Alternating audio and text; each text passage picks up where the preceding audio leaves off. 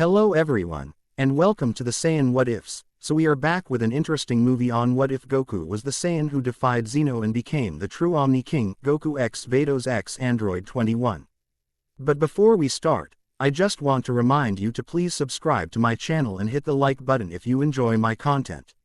Let's start the story. Chapter 1. Defiance of Destiny. The Tournament of Power arena trembled beneath Goku's feet. Sweat trickled down his temple as he watched Universe 9's fighters plummet from the floating platform one by one. Their desperate faces, contorted with the knowledge of impending doom, burned into his memory. The Saiyan had witnessed countless battles, had faced death himself more times than he could count, but nothing about this felt fundamentally wrong. Zeno's childlike giggle echoed across the void as he raised his small hand. Bye-bye, the Omni-King chirped with innocent delight. Universe 9 vanished in a shimmer of light. Billions of lives, countless worlds, entire civilizations with their own histories, cultures, dreams, gone in an instant at the whim of a capricious godchild. Something cold and unfamiliar settled in Goku's chest. He had always respected power, had spent his life pursuing it, but this was different. This was power without understanding, without empathy, without responsibility. Isn't it amazing? Grand Minister smiled serenely, floating beside the two identical Zenos.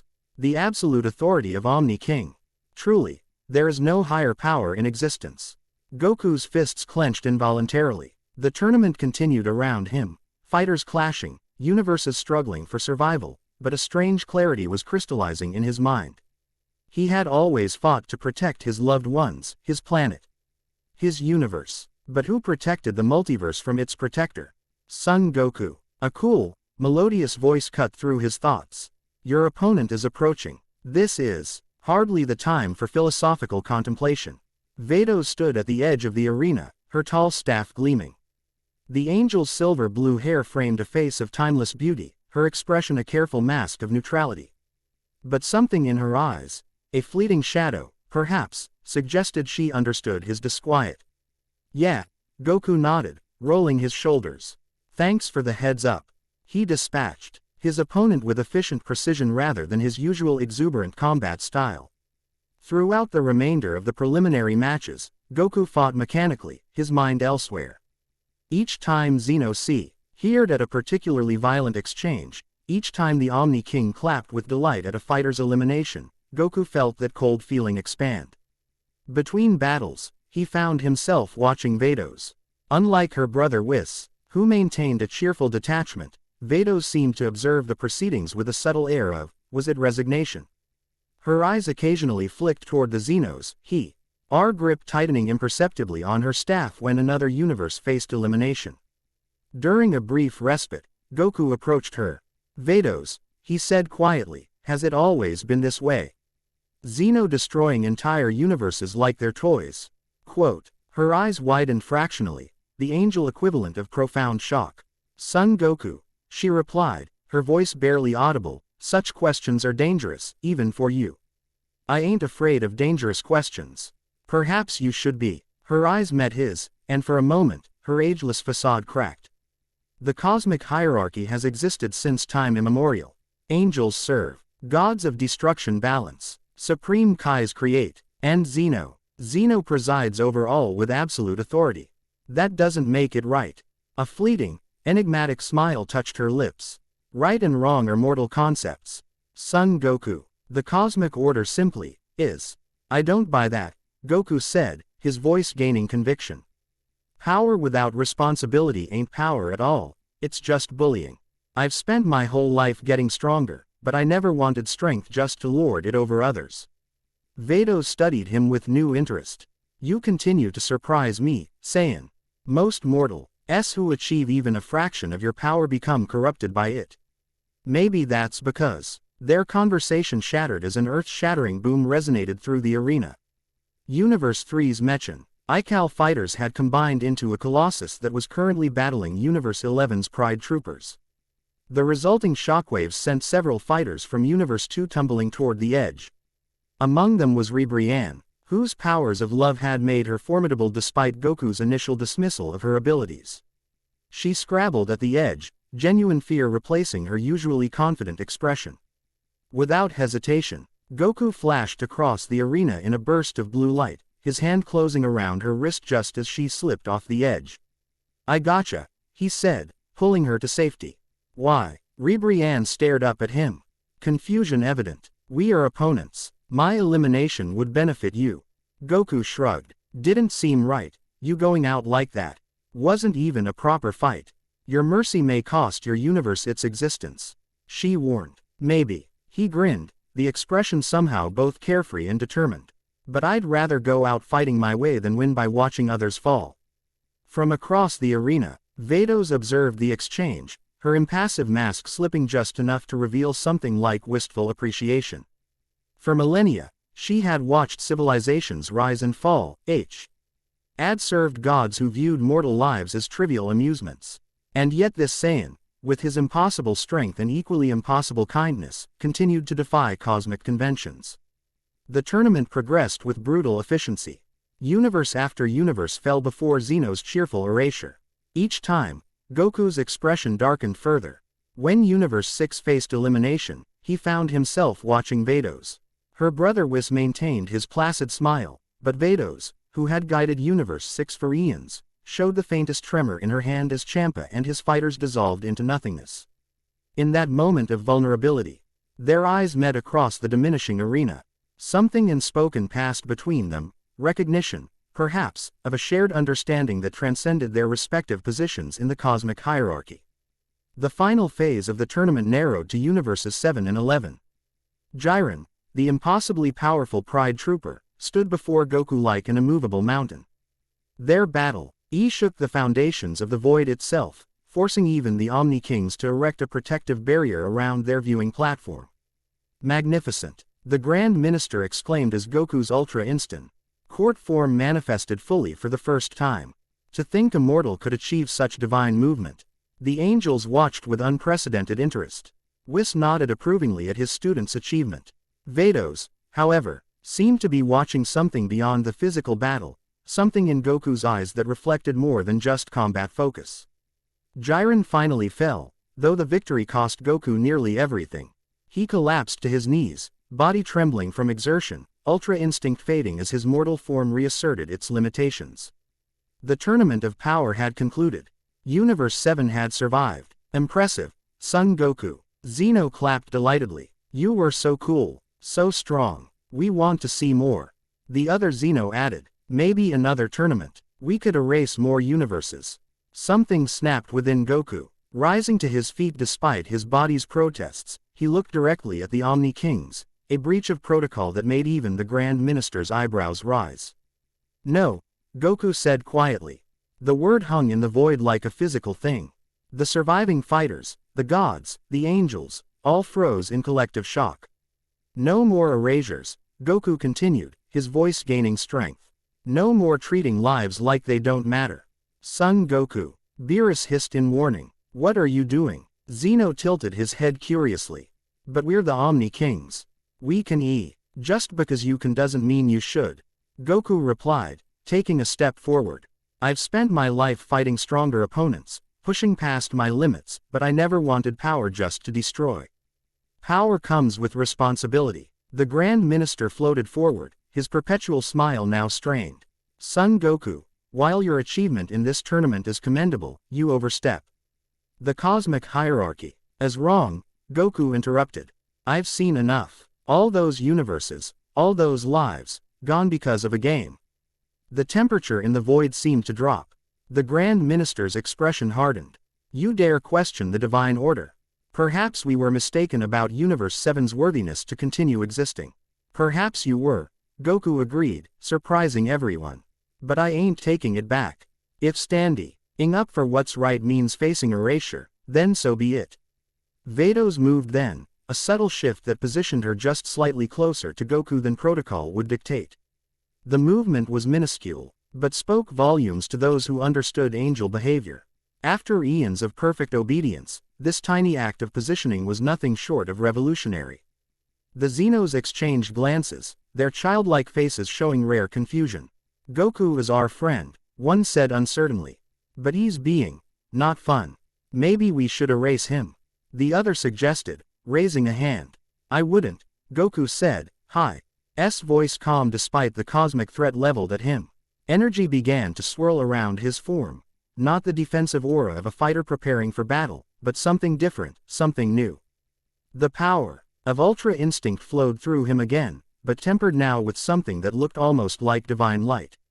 What's happening? Beerus demanded, turning to Whis. What is that fool doing? Whis shook his head, genuine surprise evident. I don't know. This is unprecedented. Vados, however, stepped forward. He's resonating, she said softly. Son Goku's spirit is resonating with divine authority. Impossible, the Grand Minister declared. The position of Omni-King is not something a mortal can simply claim through willpower. But the energy surrounding Goku continued to intensify. The Xenos watched with childlike fascination as tendrils of divine light reached toward them, curious rather than afraid. Ooh, pretty, one Xeno exclaimed, reaching out to touch the energy. Wait, the Grand Minister called out. But too late. The moment Xeno's finger contacted the light emanating from Goku, a cosmic chain reaction began. Divine energy flowed between them like water finding its level. The Omni-King's forms began to shimmer, becoming translucent as their essence, the very power of absolute authority, transferred into the vessel that had somehow become worthy to receive it. What's happening? Goku gasped, his body absorbing power never meant for mortal form. Vados moved with blinding speed, her staff touching the ground before him. Accept it, she said urgently. Don't fight the transformation, son Goku. The multiverse requires balance. If the Omni-King's power doesn't find a new vessel, cosmic collapse is inevitable. I never wanted this. Goku Gr. Owned as divine knowledge and power rewrote his very being. Perhaps that's exactly why it's happening, Vados replied, her voice gentler than anyone had ever heard from an angel. Power seeks those who won't abuse it. The transfer completed with a blinding flash that forced everyone, even the angels, to shield their eyes. When the light receded, the viewing platform was empty of the Xenos. In their place stood Goku, but transformed in ways that transcended mere physical change. His GI remained, but now shimmered with subtle cosmic patterns that shifted like living constellations. His eyes held galaxies. When he moved, reality itself seemed to adjust around him rather than him moving through reality. The power of the Omni-King now resided within the heart of a Saiyan who had begun his journey as a child in the mountains of Earth. Son Goku. Krillin ventured uncertainly, taking a tentative step toward his oldest friend. Goku blinked, focusing on Krillin with effort. Yeah, I'm still me. Just more now, so much more. His voice resonated with harmonic undertones that hadn't been present before. I can see everything, Krillin. Every universe, every timeline, every possibility. The Grand Minister approached, bowing deeply, an unprecedented gesture from the Father of all angels. Omni-King, he said formally. The cosmic hierarchy acknowledges your ascension. Goku shook his head. I ain't looking to be called Omni-King. I'm still just Goku. Nevertheless, the Grand Minister insisted, the position requires respect. The multiverse requires governance. Then I'll govern differently, Goku replied. Newfound authority resonating in his voice. My first act is to restore the erased universes. Gasps echoed across the void. The Grand Minister's serene mask slipped momentarily, revealing genuine alarm. That is, unadvisable. The cosmic balance will be fine, Goku interrupted with certainty. I can see it now. The connections, the patterns. The erasures were never necessary. They were just entertainment. The last word carried a weight of judgment that made even the angels lower their gazes. With a gesture that seemed both effortless and impossibly complex, Goku reached into the fabric of non-existence. Space shimmered as he pulled universes back from beyond the void, restoring them to their rightful places in the cosmic architecture. The Partichi, pants from erased universes materialized on the tournament platform, disoriented but intact. Champa blinked in confusion. What happened? I remember disappearing. Goku happened, Beerus replied dryly, gesturing toward the transformed Saiyan. Understanding dawned across the gathered deities. Gods of destruction, supreme Kais, and fighters alike stared in amazement at the being who defied cosmic law and reshaped reality. Vados approached Goku, her steps measured and graceful. For the first time in her existence, She knelt before someone other than an Omni-King, though technically, that's what Goku now was. Your wisdom exceeds expectations, Lord Goku, she said formally, though something in her eyes suggested deeper emotions beneath the ceremonial words. Please don't kneel, Vados, Goku said, discomfort evident despite his transformation.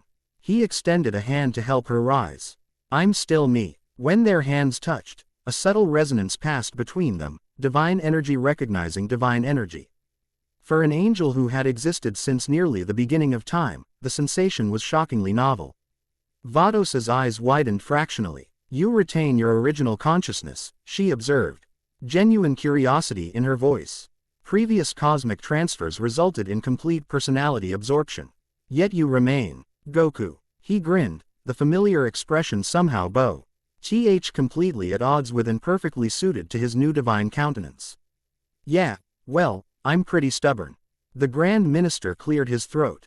If I may, Lord Goku. There are protocols, ceremonies, cosmic adjustments that must be addressed immediately.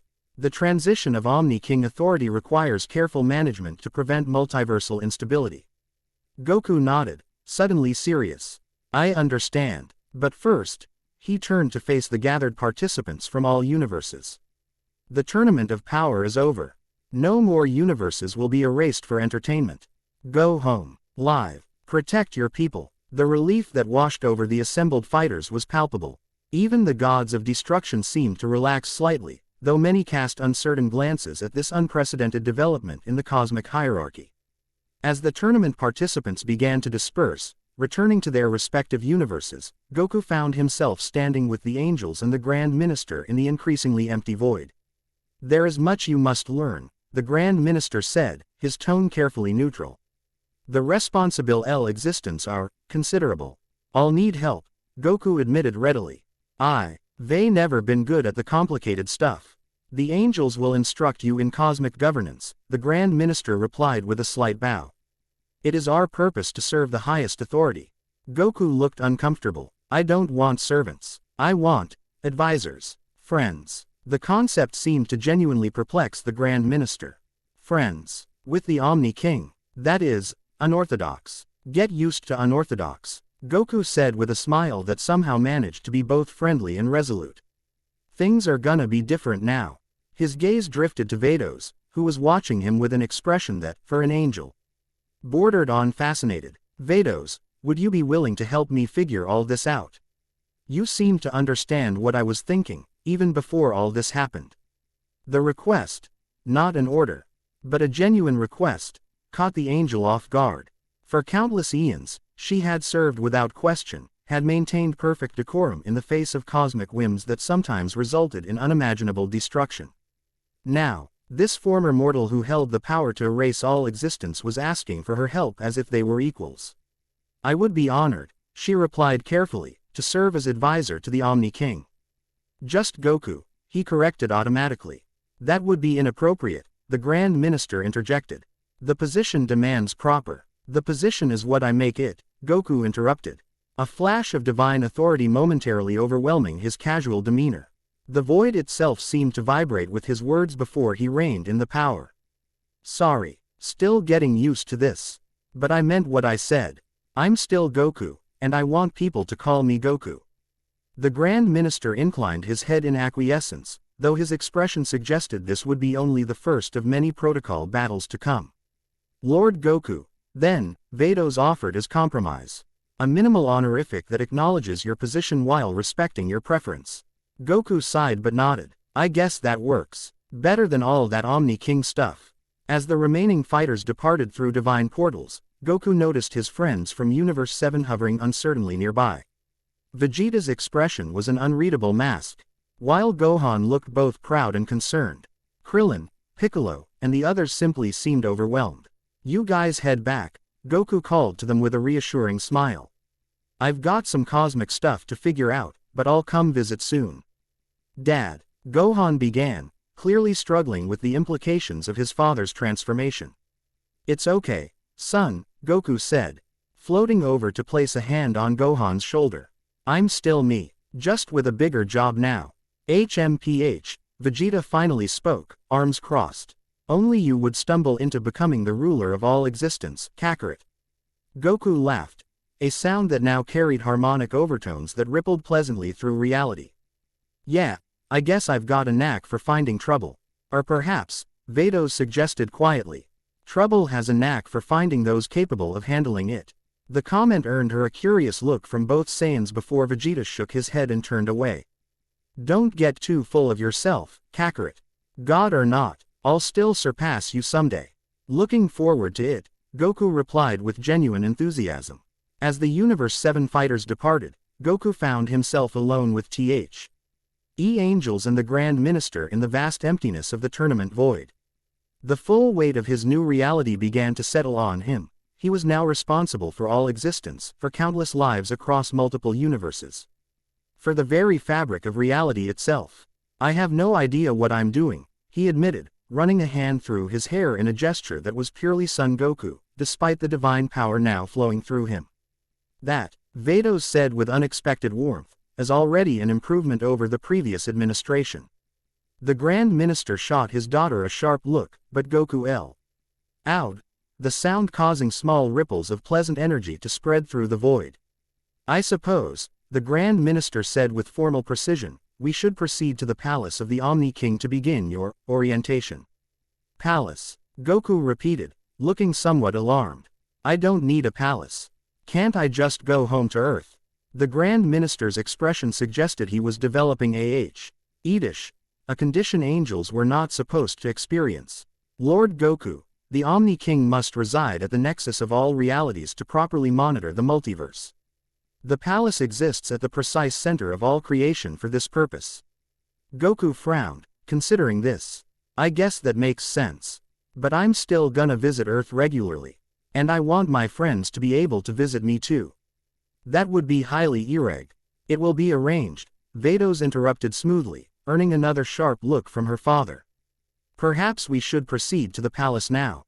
There are indeed many matters requiring immediate attention. The Grand Minister created an ornate portal with a gesture. After you, Lord Goku. Goku hesitated, looking back at the now empty tournament arena. So much had changed in such a short time. He had come here as a fighter seeking the thrill of battle against the strongest in all universes. He was leaving as something else entirely. It is not too late, Vados said quietly, somehow intuiting his thoughts. The power could be contained, returned to its previous vessels. You could return to your former life. Goku looked at her, surprised. Would that even be possible? It would be difficult, she admitted, and not without consequences, but possible. He considered it for a moment, returning to Earth, to his simple life of training and fighting, to familiar comforts and challenges. Then he remembered the casual erasure of entire universes, the absolute power wielded without compassion or understanding. No, he decided firmly. I couldn't go back knowing what I know now. Knowing what could happen if someone else held this power. He squared his shoulders, determination replacing uncertainty. I'll figure it out. I always do. Vados nodded, some thing like approval flickering in her ancient eyes. Yes, I believe you will. Together they stepped through the portal, leaving behind the emptiness of the tournament void for the center of all X's. Tense, a new chapter beginning for both the multiverse and the unlikely Saiyan who now governed it. The palace of the Omni-King materialized around them in a shimmer of divine light. Goku had visited before, but his new perceptions revealed aspects of the structure that mortal senses could never have detected. The palace existed simultaneously in all dimensions, its architecture defying conventional physics. Corridors stretched into infinity while somehow remaining contained. Chambers existed in quantum superposition, both present and not present until observed by divine awareness. Whoa, Goku breathed, turning slowly to take in his surroundings. It's bigger on the inside. The palace exists beyond conventional spatial dimensions, the Grand Minister explained. It is less a physical structure than a conceptual framework given form through divine will. Attendants materialized, small, silent beings that Goku recognized from his previous visits. They bowed deeply, their synchron movement suggesting a hive mind awareness. The palace attendants, the Grand Minister continued. They exist to serve the Omni-King's needs and maintain the palace functions. Goku shifted comfortably under their unwavering attention. Thanks, but I don't really need anyone serving me. I'm pretty low maintenance. The attendants exchanged confused glances but remained in their bowed positions. They know no other purpose. Vados explained gently. Their entire existence is defined by service to the highest authority. Goku frowned at this. Everyone should have their own purpose. Not just exist for someone else. NTED display of emotion from the normally impassive cosmic official. Lord Goku, there are countless aspects of cosmic governance that may challenge your previous perspectives. Perhaps we should begin with the most pressing matters before addressing philosophical reforms. Right, Goku nodded, trying to focus. So what needs my attention first? The cosmic ledger requires immediate review. The Grand Minister replied, gesturing toward what appeared to be a floating book of light. It contains the status of all universes, dimensions, and timelines under your jurisdiction. Goku approached the ledger cautiously. As he reached toward it, the book opened of its own accord, pages turning rapidly before settling on what seemed to be a current assessment of universal conditions. I can read this, Goku said with surprise. The symbols were unlike any language he knew, yet their meaning translated directly into his consciousness. Universe 6 is experiencing temporal fluctuations near its eastern quadrant. Universe 11 has an imbalance of destructive energy following Jiren's absence during the tournament. Universe 3 shows signs of artificial intelligence evolution that could threaten organic life. He looked up at Vados and the Grand Minister in amazement. I understand all of this. I can see how everything connects. The knowledge of the Omni-King transfers with the position, the Grand Minister confirmed. Though your interpretation of that knowledge will be uniquely Goku. These issues require attention, Vados noted, indicating the ledger. Particularly the temporal fluctuations in Universe 6. Without correction, they could spread to neighboring universes. Goku nodded, suddenly serious. I can feel it now, like a loose thread in a fabric. If I just... He made a subtle gesture with his hand, and reality itself seemed to ripple in response. There, fixed. The Grand Minister's eyebrows rose fractionally. Indeed, most efficient, Lord Goku. I just did what felt right, Goku explained with a shrug. The power kind of knows what to do, even if I don't. Divine intuition, Vados observed. You're allowing the power to flow naturally rather than forcing your will upon it. Interesting. Is that not how it's supposed to work? Goku asked. The Grand Minister and Vados exchanged glances. The previous Omni-Kings, Vados said carefully, exercised their authority more directly, often without regard for cosmic equilibrium. They treated existence like a toy, Goku translated bluntly. It was not our place to question. The Grand Minister said, a hint of reproach in his tone. Maybe it should have been, Goku replied, meeting the angel's gaze without flinching. Just following orders ain't always right. The statement hung in the air between them, a fundamental challenge to the cosmic hierarchy that had existed since the beginning of time. The Grand Minister's expression remained unreadable, but something shifted in the atmosphere of the palace, as if reality itself was adjusting to accommodate this new philosophical approach. Perhaps, Vados interjected diplomatically, we should continue the orientation. There are many aspects of your new role that require attention. The next several hours passed in a blur of cosmic education. Goku learned about the delicate balance between creation and destruction, about the flow of divine energy between realms, about the hierarchies of gods and the rules that governed them. Throughout it all, he maintained his essential nature, asking direct questions, making observations that were simultaneously simple and profound, occasionally becoming distracted by the prospect of powerful beings he might someday spar with. So the gods of destruction answer to me now? He asked as they reviewed the cosmic chain of command. Indeed, the Grand Minister confirmed. All deities fall under Omni-King authority. Goku frowned thoughtfully. But they've all got their own jobs. Their own responsibilities. I don't want to micromanage them. Previous Omni-Kings maintained absolute control over all divine activities, the Grand Minister noted. It was their right to intervene at any level of cosmic administration. Yeah, but that doesn't mean it was the best way to do things, Goku countered. I believe in letting people handle their own business unless they really mess up. Quote, Vados, who had been quietly observing, stepped forward. If I may suggest, Lord Goku, perhaps a council approach. Representatives from each universal hierarchy could convene periodically to address concerns, with you serving as ultimate authority only when necessary. Goku's face lit up. That's perfect. Everyone gets a say, but I'm still there if things go sideways. The Grand Minister looked skeptical. A democratic approach to cosmic governance is unprecedented. So is a Saiyan Omni-King, Goku pointed out with a grin. Might as well try some new things. As the orientation continued, Goku occasionally glanced at Vados. The angel maintained her professional demeanor, but he noticed subtle changes in her behavior. She offered suggestions more freely than the other angels present. Her explanations were patient and tailored to his understanding. Most telling, perhaps, was how she positioned herself, always within his line of sight, always ready to elaborate on points the Grand Minister presented too abstractly. During a brief recess requested by Goku, who insisted that even divine beings needed breaks, he approached her in one of the palace's quantum gardens, a space where flora from all universes grew in harmonious impossibility. "Thanks for your help," he said simply. "All this cosmic stuff is pretty overwhelming." Vados inclined her head gracefully. "It is my duty to serve the Omni-King." "Nah, you're doing more than duty," Goku said with characteristic directness. "You're really trying to help me understand. The others are just going through the motions." The observation caught her off guard.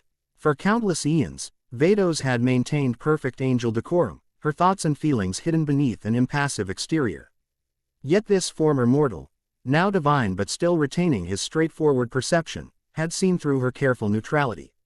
"Perhaps," she admitted after a moment, "I find your approach to cosmic authority refreshing." "Because I don't want to erase universes for fun?" Goku asked with a raised eyebrow. A hint of a smile touched her lips. "That is certainly part of it. Angels are bound to serve without question. But that doesn't mean we are without perspective." "You didn't like how things were before," Goku realized. Vados was silent for a long moment. "It is not my place to approve or disapprove of cosmic order." "But if it was?" Goku pressed gently. She met his gaze then, her ancient eyes revealing depths of thought and feeling that transcended mortal understanding. "If it was my place to judge, I would say that power without compassion is merely force, not authority. True governance requires understanding of that which is governed." "Exactly," Goku agreed enthusiastically. "That's what I was trying to say at the tournament. Just because you can do something doesn't mean you should." A surprisingly profound philosophy from one who once challenged a god of destruction to combat for the simple thrill of it, Vados observed, though her tone held no criticism. Goku laughed, scratching the back of his head in his characteristic gesture. "Yeah, well, I'm still gonna want to fight strong opponents. That ain't changing. But fighting for fun is different from destroying whole universes for entertainment." Vados studied him with newfound curiosity. "You are a contradiction, Lord Goku. Simultaneously simple and profound, powerful yet gentle, divine yet fundamentally mortal in your perspective. Is that a good thing or a bad thing?" "I believe," she said thoughtfully, "it may be exactly what the multiverse needs." Their conversation was interrupted by the arrival of the Grand Minister, who informed them that the gods of destruction ensued for an emergency council meeting. "They are concerned about the change in Omni-King authority," he explained diplomatically. "Meaning they're freaking out that a former mortal is now in charge," Goku translated with surprising astuteness. The Grand Minister's slight hesitation confirmed Goku's assessment. Their concerns are not without precedent. Never before has divine authority transferred to one who began as a mortal being. "Guess I'll have to show them there's nothing to worry about," Goku said, rolling his shoulders as if preparing for a physical rather than political challenge. The Divine Assembly Hall materialized around them as Goku focused his intention, another aspect of Omni-King power that he was quickly adapting to. Gods of destruction and supreme Kais from all 12 universes stood in formation, their expressions ranging from curiosity to outright hostility. Beerus caught Goku's eye and gave a nearly imperceptible nod, as close to a show of support as the temperament Al god of destruction was likely to offer. Beside him, Whis maintained his usual pleasant smile, though he cast a questioning glance toward his sister Vados, who had taken position slightly closer to Goku than protocol dictated. "So," Goku addressed the assembled deities without preamble, I'm guessing you've all got questions about what happened at the tournament. Questions. Belmod, the N-faced god of destruction from Universe 11, stepped forward with barely contained outrage. You've upended the entire cosmic order. A Saiyan, a mortal Saiyan, now holds the position of Omni-King. It's unprecedented. It's dangerous. Murmurs of agreement rose from several of the assembled gods. The cosmic hierarchy has existed since the beginning of time, added the Supreme Kai of Universe 1, his tone more measured but equally concerned. Each level of divinity has its purpose, its limitations, its sphere of influence. Mortals become gods only through proper channels, proper training, and even then, never reach the highest echelons. Quote, Goku listened to their concerns without interruption, his expression thoughtful rather than defensive. When the initial outcry subsided, he spoke with surprising clarity. I didn't ask for this power, he said simply. It kind of happened when I stood up against something that felt wrong.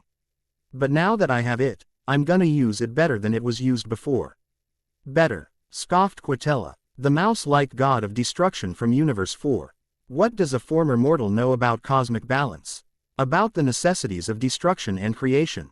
You'll bring chaos to the multiverse with your limited understanding. Goku's power flared slightly, not threateningly, but enough to remind everyone present of the authority he now wielded.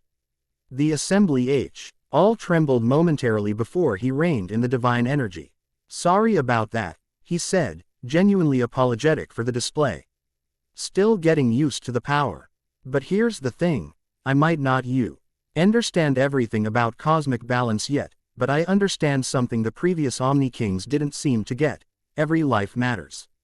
Every universe has value. Erasing existence because you're bored or upset isn't governance, it's just being a bully. The blunt assessment shocked the assembled deities into silence. Even among themselves, none had dared speak so directly about the previous Omni-King's capricious nature.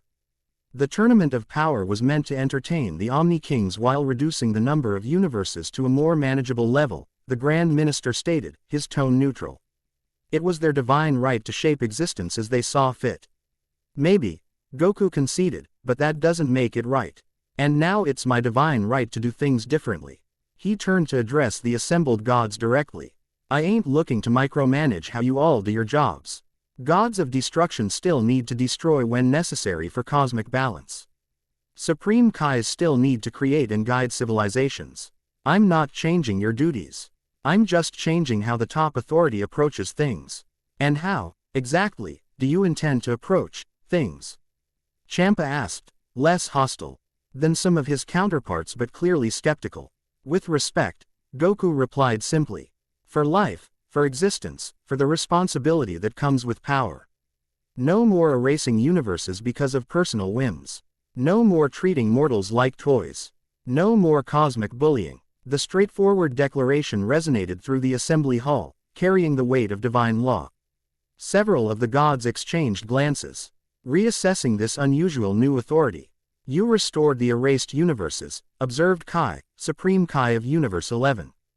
Does this mean all cosmic erasures will be reversed? Goku shook his head. I don't think that would be smart. Some things happen for necessary reasons, as part of natural cosmic cycles. I'm just saying that from now on, erasure only happens when there's no other choice, not as entertainment or punishment for minor offenses. A distinction that the previous administration did not always observe, Vados noted quietly, earning sharp looks from several angels who were unaccustomed to such candid assessment of Omni-King actions. The Grand Minister cleared his throat. Lord Goku's authority is absolute, regardless of his methods. The cosmic hierarchy acknowledges his position.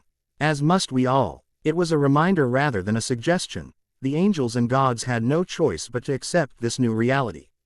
Yet Goku seemed determined to earn their acceptance rather than demand it. Look, he said, his tone becoming more conversational, I know this is weird for everyone. It's pretty weird for me too. But instead of fighting about it, why don't we work together to make things better? You all know way more about cosmic stuff than I do. I'm gonna need your knowledge, your experience. In return, maybe a fresh perspective isn't such a bad thing. This approach, collaborative rather than authoritarian, was so contrary to previous divine governance that several gods appeared genuinely confused by the offer. Beerus was the first to respond. If you think I'm going to start filing paperwork or attending more meetings, you're sorely mistaken. Lord Goku. The title was added with ironic emphasis. Goku grinned. Nah, I hate that stuff too. Just keep doing your job, Beerus. Destroy what needs destroying. Just make sure it actually needs it first. The simple directive earned a surprised bark of laughter from Beerus. Fair enough. Gradually, the tension in the assembly began to dissipate. While not all the gods appeared convinced, the immediate crisis of authority had passed. Goku had established his position without resorting to ATS or demonstrations of power, a stark contrast to the previous Omni-King's methods of maintaining control. As the assembly concluded, the gods and their attendant angels departed through divine portals, returning to their respective universes with much to consider about this new cosmic paradigm. Soon, only Goku, Vados, and the Grand Minister remained in the vast hall. That went better than expected, Goku observed, rolling his shoulders to release tension he hadn't realized he was holding. Indeed, the Grand Minister agreed with mild surprise. Though I suspect not all have fully accepted the new order. There may be resistance in the coming days. Probably, Goku acknowledged. Change is hard, but they'll come around when they see I'm serious about doing things better, not just different. And if they don't? Vados asked, studying him with interest. Goku considered this. Then I'll have to prove it to them. Not by forcing them to obey, but by showing them why this way is better.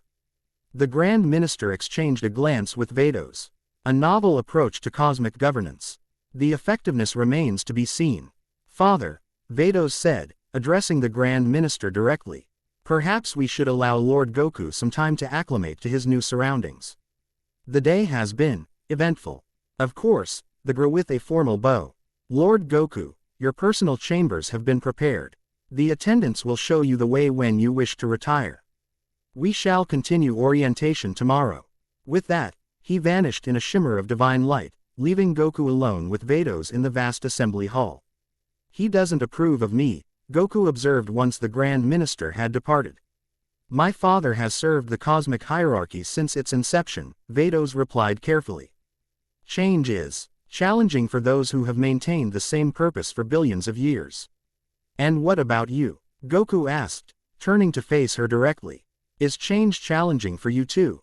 The question was simple yet penetrating, looking past her angel facade to the being beneath.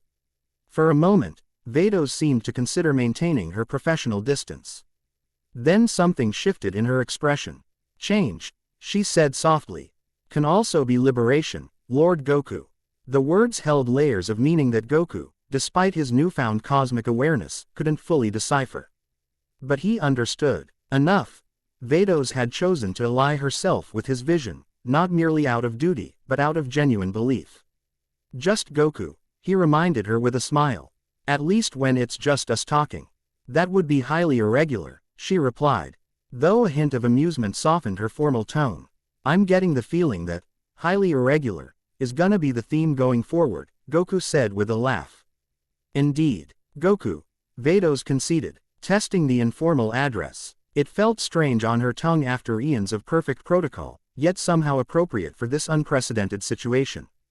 As they walked through the quantum corridors of the palace, Goku bombarded Vados with questions, not just about cosmic governance, but about her own experiences, her perspective on the universes she had observed for so long. To her surprise, she found herself answering with increasing candor, sharing insights and observations she had kept to herself for millennia. It must be lonely, Goku said suddenly as they paused before a window that overlooked all of existence simultaneously. Watching everything, everyone, for so long without really being part of it.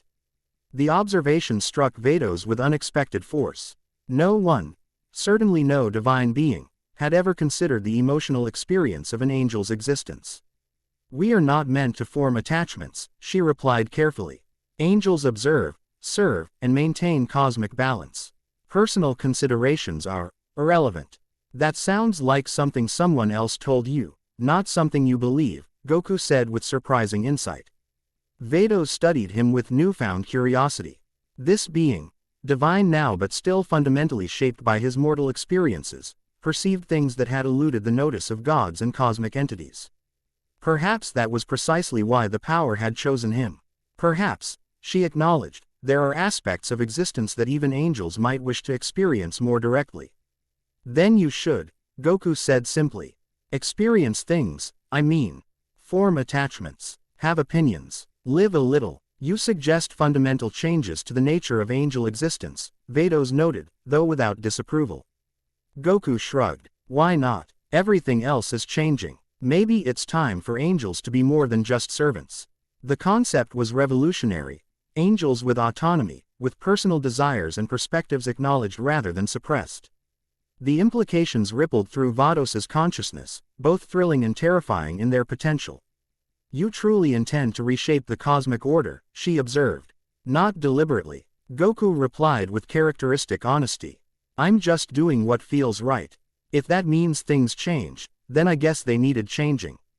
As they reached the entrance to Goku's N.E.U. personal chambers, a suite that existed simultaneously in all dimensions, Vados paused. Rest well, Goku, she said, the informal address still strange but increasingly natural. Tomorrow brings many challenges. Yeah, he agreed with a tired smile. Being Omni-King is way more complicated than I thought it would be. You are adapting remarkably well, Vados observed. Better than anyone could have anticipated. I've had a lot of practice adapting to weird situations, Goku said with a laugh. Though this one definitely takes the cake. As he turned to enter his chambers, Vados spoke again, her voice softer than before. Your suggestion, about angels experiencing existence more directly, it has merit. Perhaps, with your permission, I might explore such possibilities while serving as your advisor. Goku's face lit up with genuine pleasure. I think that's a great idea. Life's too short, even cosmic life, to just watch from the sidelines. Indeed, Vados agreed, a subtle but genuine smile touching her lips.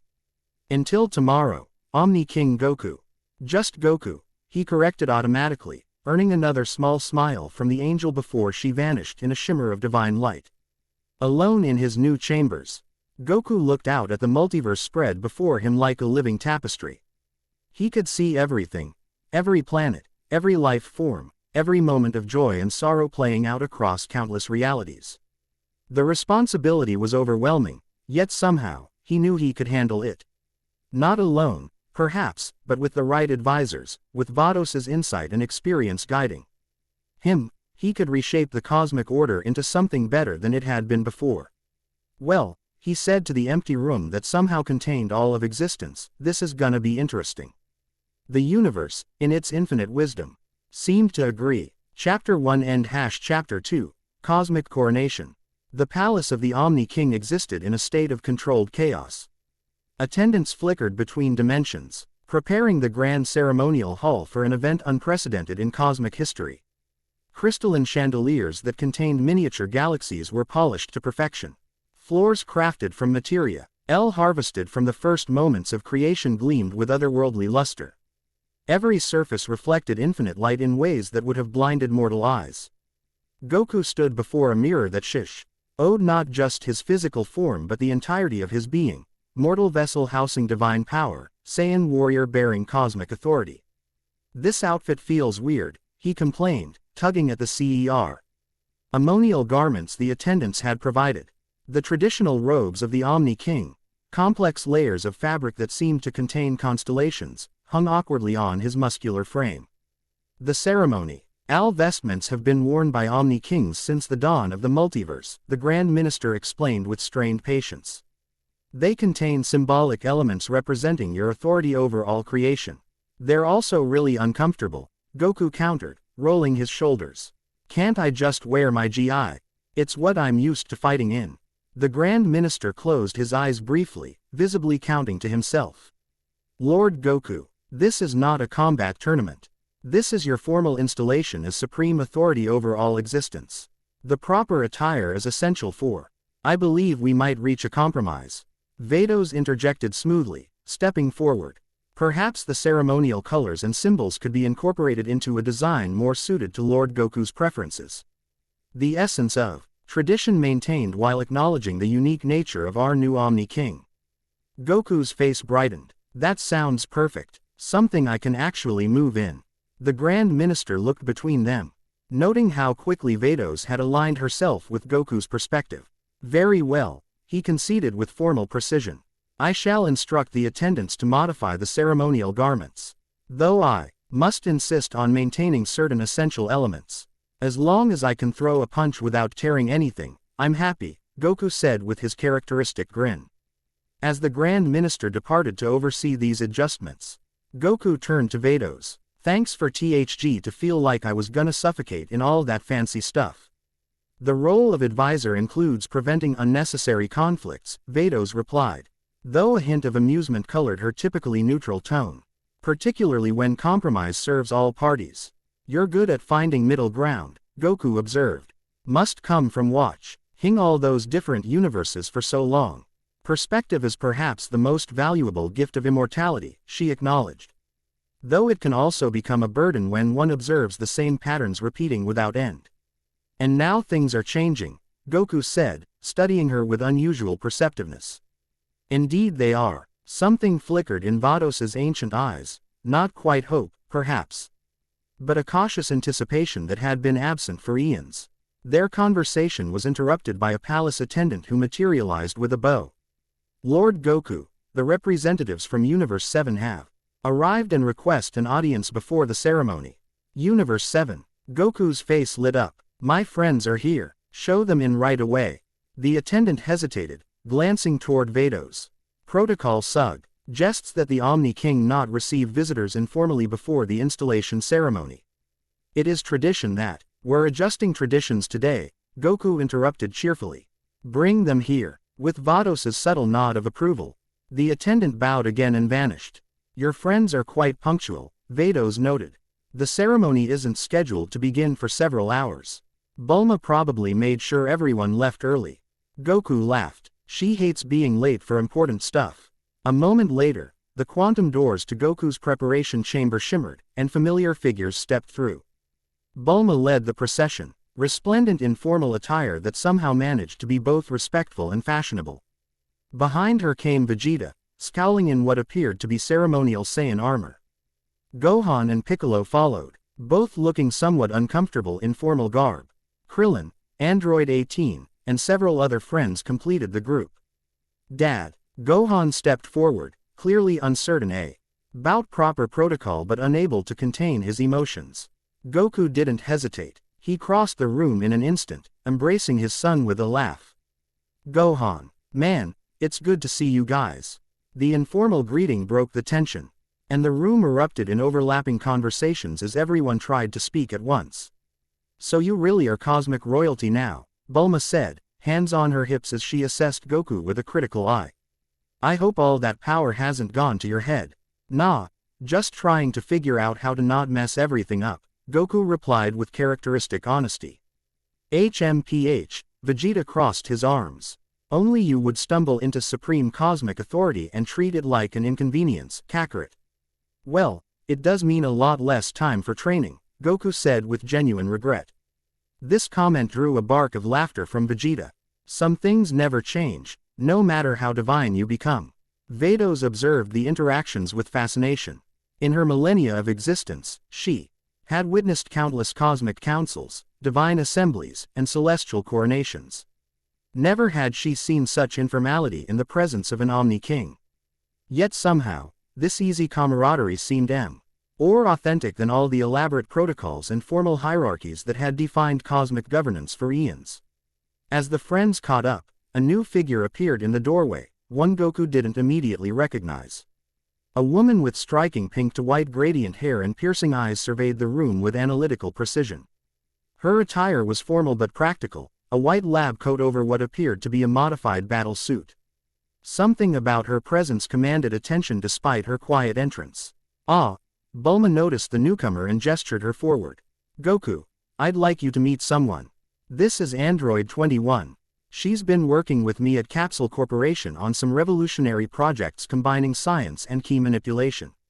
Android. Goku's eyebrows rose in surprise. Like 17 and 18, the woman stepped forward, Her movements graceful yet precise. Not exactly like them, no. My design is significantly more advanced, incorporating biological components from various species, including Saiyan DNA.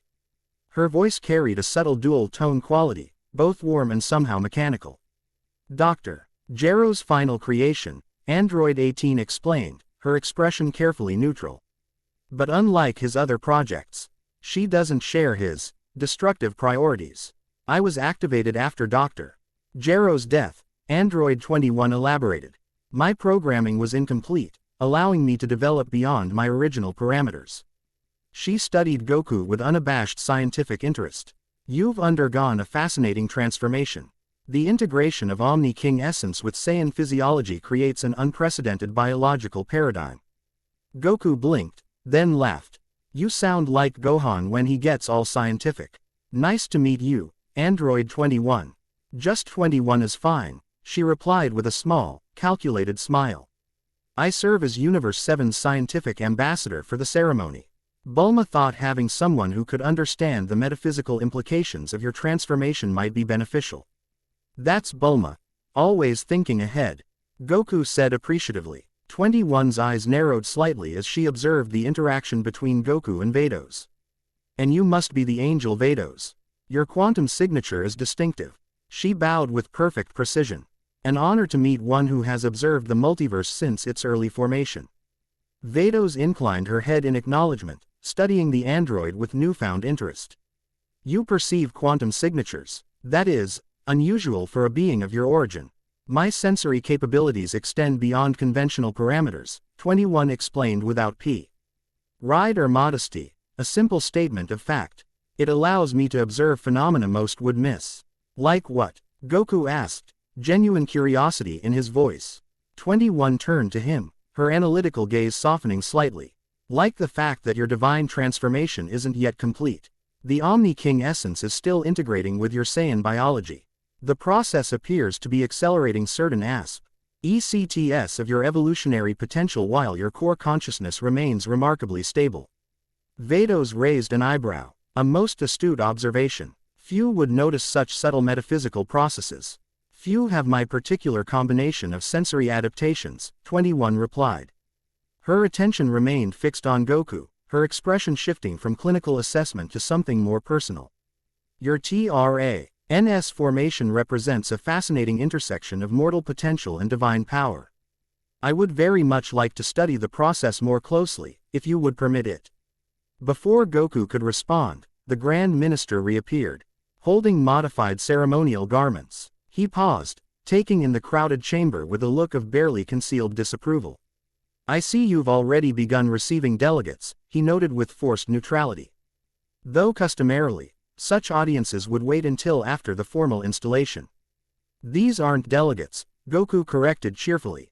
These are my friends. The Grand Minister's expression suggested he found the distinction irrelevant. Nevertheless, the ceremony will begin shortly. Representatives from all 12 universes have arrived and await your formal presentation. He gestured to the modified garments. Your ceremonial attire, as requested.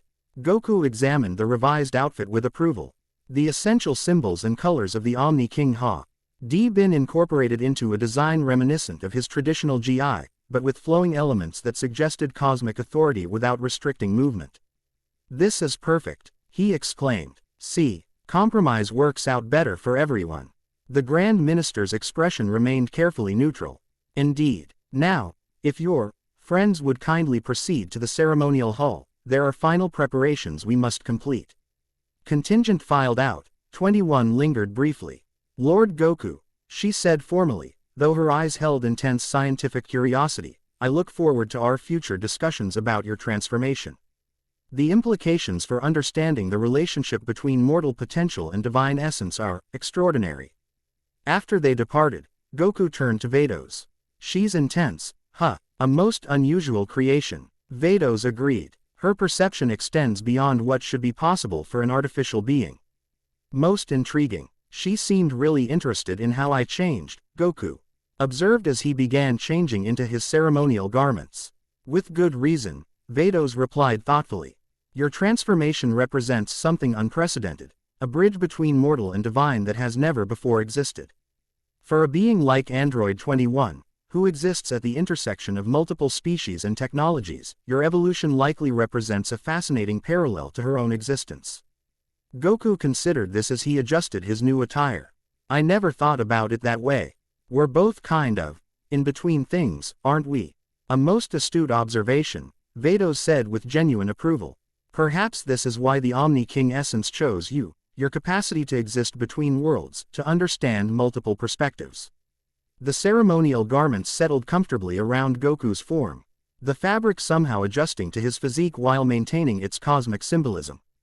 Golden emblems representing the 12 universes adorned the sleeves, while the chest bore the ancient Mar K of the Omni-King, a symbol that predated the multiverse itself. How do I look? Goku asked, uncharacteristically self-conscious. Vados studied him with an expression that, for an angel, bordered on open admiration. Like what you are, a warrior who has become something more without ceasing to be himself. The simple truth of her assessment touched something in Goku. He had feared losing himself in this transformation, becoming something unrecognizable to those who mattered most to him. Yet Vados saw clearly what he hoped was true, that he remained Goku, just with greater responsibility. Thanks, he said simply. That means a lot. The Grand Minister cleared his throat. It is time, Lord Goku. The multiverse awaits. The ceremonial hall of the Omni-King defied conventional understanding of space and architecture. It existed simultaneously in all 12 universes while remaining centered in the palace. Representatives from every realm could attend without leaving their native dimensional frequencies, perceiving the ceremony through their own universal lens while participating in a shared cosmic experience. As Goku approached the entrance, he could feel the weight of countless gazes, gods of destruction, supreme Kais, angels, and selected mortal representatives from across existence. The knowledge would have paralyzed him once, but something about the divine essence now integrated with his being allowed him to face the multiversal audience without faltering. Remember, the Grand Minister instructed, the ceremony follows protocols established at the dawn of cosmic time. You will proceed to the central dais, receive the symbolic artifacts of authority, and recite the oath of cosmic stewardship. About that oath, Goku began hesitantly. Vados intervened smoothly. Perhaps, Father, given the unprecedented nature of this transition, the traditional oath might be supplemented with Lord Goku's personal pledge, maintaining essential traditions while acknowledging the unique circumstances. The Grand Minister's expression suggested internal calculations of cosmic protocol versus practical necessity. A reasonable adaptation, he finally conceded. The core oath remains non-negotiable, but a personal addendum would be permissible. I just want to make sure everyone understands how I see this responsibility, Goku explained. Not trying to disrespect tradition or anything. Your consideration for cosmic custom is noted, the Grand Minister replied with formal precision. Now, shall we proceed? As the quantum doors opened, a harmonious resonance filled the hall, the sound of infinite voices chanting in perfect synchronicity. The assembled representatives rose as one, their collective attention focused on the entrance where Goku now stood. The Grand Minister proceeded first, his staff striking the floor with rhythmic precision as he announced in a voice that transcended language barriers, "Behold, the new sovereign of all existence, guardian of the 12 universes. Arbiter of cosmic law, Lord Goku, Omni-King." Goku stepped forward, conscious of every eye upon him yet remarkably calm. The dais at the center of the hall seemed impossible. Why distant and intimately close simultaneously, a paradox of divine space that he was beginning to understand was normal in the higher realms. As he walked the ceremonial path, he caught glimpses of familiar faces. Beerus and Whis stood with the Universe 7 contingent, the former maintaining his typical aloof expression while the latter smiled with genuine interest. Nearby, Universe 6 representatives included Kaba, who gave Goku an encouraging nod, and Champa, who seemed unusually subdued following his recent erasure and restoration. From Universe 11, Jiren watched with inscrutable intensity. His massive arms crossed over his chest.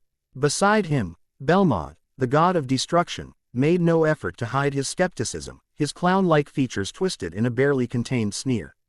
Most intriguing was the positioning of Android 21, who had somehow secured a place closer to the dais than would be expected for a mortal representative. Her eyes tracked Goku's movement with scientific precision, occasionally making subtle gestures as if taking mental measurements of some kind. The ceremonial path completed, Goku ascended the central dais where the Grand Minister awaited with the artifacts of Omni-King authority, symbols that predated the multiverse itself. "Kneel," the Grand Minister instructed, his voice resonating across dimensions.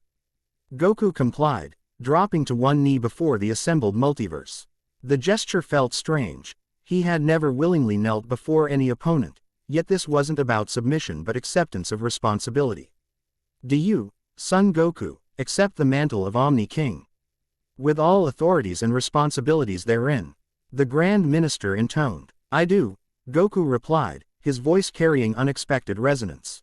"Do you swear to maintain cosmic balance, to preserve the fundamental laws of existence, to govern with absolute authority over all creation?" Here Goku paused, considering his words carefully. "I swear to protect existence and maintain balance. But I'll govern with wisdom and compassion, not just authority." A murmur rippled through the assembled representatives. The slight deviation from the traditional response was subtle but significant, a declaration of intent that suggested a fundamental shift in cosmic governance. The Grand Minister's expression remained neutral, though something in his eyes suggested he had expected this adaptation. "The oath is acknowledged." He presented the first artifact, a sphere that contained what appeared to be the first light of creation. "Receive the Eye of Beginning, through which all possibility is perceived." As Goku accepted the sphere, it melted into his being, suffusing him with awareness that extended beyond conventional perception. Suddenly he could see not just what was, but what could be, infinite potential timelines branching from every moment. "Receive the voice of ending," the Grand Minister continued, presenting a small crystalline bell, through which decree becomes reality. This too dissolved into Goku's essence, resonating with the power to unmake and remake reality with a single command, the ultimate authority of the Omni-King. "And finally, receive the Heart of Continuance." The Grand Minister presented a golden cube inscribed with symbols that predated language itself, through which existence persists beyond chaos. As TGED with his being, Goku felt the full weight of Omni-King authority settle upon him, not as a burden but as an extension of himself.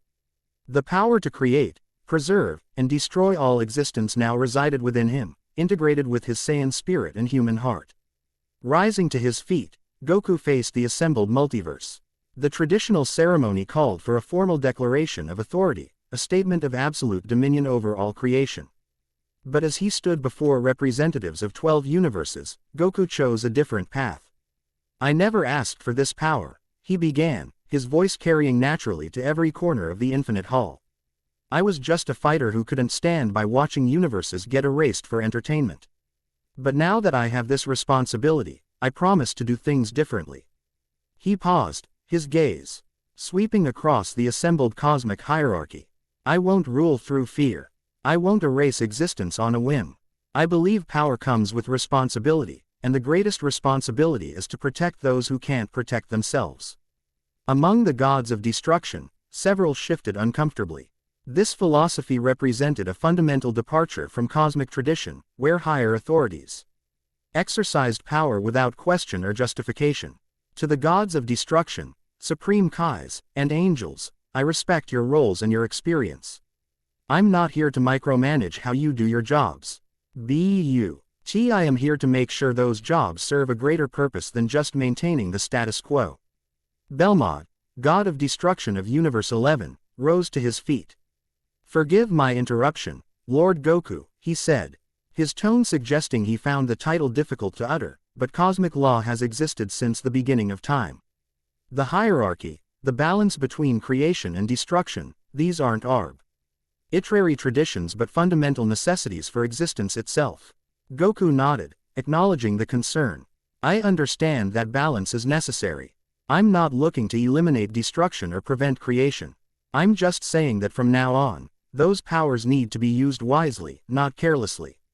"And who determines what is wise versus careless?"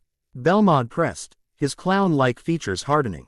"Will you, a former mortal, judge the actions of beings who have maintained cosmic balance for billions of years?" The challenge hung in the air, a direct questioning of Goku's authority that would have resulted in immediate erasure under the previous administration. The assembled representatives held their breath, many expecting a display of divine wrath.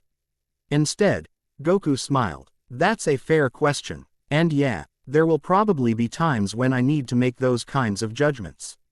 But I'm hoping it won't come to that often.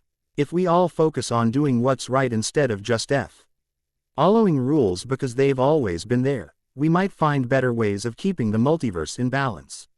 The simple, straightforward response, devoid of threat or posturing, caught Belmont off guard. He had clearly expected either anger or evasion, not honest acknowledgement. An interesting perspective, the clown god finally said, resuming his seat with a thoughtful expression. The Grand Minister stepped forward. The installation is complete. Behold the Omni-King, sovereign of all existence. A resonant chord struck through the multiverse as the assembled representatives acknowledged the new cosmic authority. It wasn't unanimous acclaim. Several gods maintained skeptical expressions, and a few representatives exchanged concerned glances, but it was acceptance, however tentative. As the formal ceremony concluded, the rigid structure of the assembly dissolved into something more akin to a cosmic reception. Representatives approached the dais to offer formal greetings, pledges of loyalty, or diplomatic overtures to the new Omni-King. Goku handled each interaction with surprising aplomb, maintaining the dignity of his position while refusing to abandon his essential nature. He accepted formal bows but responded with friendly greetings. He listened to elaborate pledges of fealty but asked straightforward questions about the universes the representatives called home. Throughout it all, Vados remained nearby, occasionally providing context or subtle guidance when cosmic protocols became too complex. Lord Goku, a melodious voice interjected during a brief lull between delegations. Android 21 approached the dais, her movements precise yet fluid. If I might have a moment of your time. Sure thing, 21, Goku replied, earning a subtle frown from the Grand Minister at the informal address. What's up? The android ascended the steps with graceful efficiency, stopping at a respectful distance. During the ceremony, I observed fascinating energy fluctuations in your biophysical matrix. The integration of Omni-King essence with your Saiyan physiology appears to be creating novel quantum resonance patterns. Goku blinked. Is that good or bad? Neither inherently, 21 replied with clinical precision. But understanding the process could provide invaluable insights into the nature of divine transformation. With your permission, I would like to conduct non-invasive observations during your adjustment period. The Grand Minister intervened smoothly. The Omni-King's physiological state is a matter of cosmic security, not scientific curiosity. Such studies would be highly irregular. Actually, Goku countered, I'd like to understand what's happening to me better. If 21 can help with that, I'm all for it. I assure you, 21 added, addressing the Grand Minister directly. My methods are entirely non-disruptive. Lord Goku would hardly notice the monitoring, and any findings would be shared with cosmic authorities first. The Grand Minister's expression suggested he found the entire proposal inappropriate, but he inclined his head in reluctant acquiescence. As Lord Goku wishes, though I must insist that any such observations be conducted under appropriate supervision. Of course, 21 agreed readily. Her attention returned to Goku, her expression shifting subtly, the clinical scientist momentarily replaced by something more personal. Thank you, Lord Goku. Your unique existence represents a fascinating bridge between mortal potential and divine capability. Understanding how these aspects harmonize could revolutionize our comprehension of cosmic evolution. As she departed, Vados moved closer to Goku. A most unusual request, she observed quietly. You think she has ulterior motives? Goku asked, surprisingly perceptive. Everyone has ulterior motives, Lord Goku, Vados replied with ancient wisdom. The question is whether those motives align with or oppose your own interests.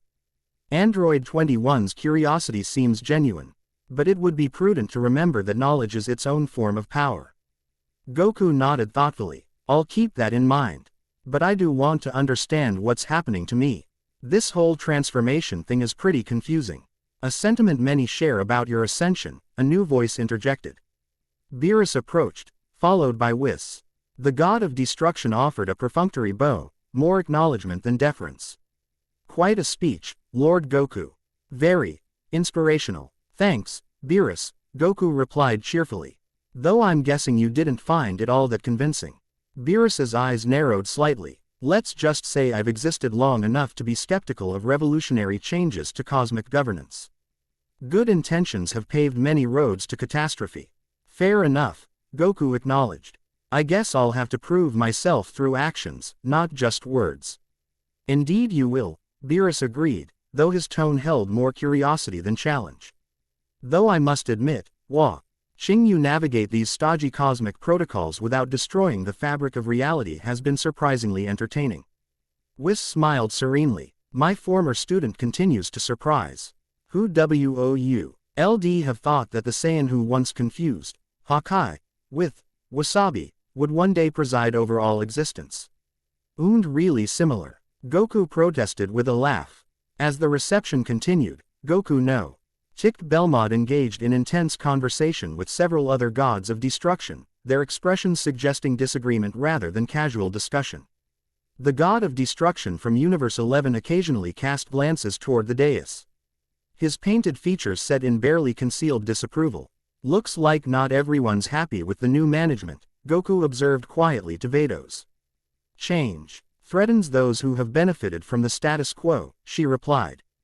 The gods of destruction have enjoyed considerable autonomy under the previous administration, so long as they provided adequate entertainment when called upon. Your philosophy of responsible governance represents a potential constraint on that freedom. I'm not trying to micromanage them, Goku frowned. I just don't want universes getting destroyed for no good reason. And that itself is the change they fear, Vados explained. The requirement to justify one's actions rather than act on divine whim represents a fundamental shift in cosmic hierarchy. Before Goku could respond, the Grand Minister approached. The formal reception will conclude shortly, Lord Goku. Afterward, there are several administrative matters requiring your attention.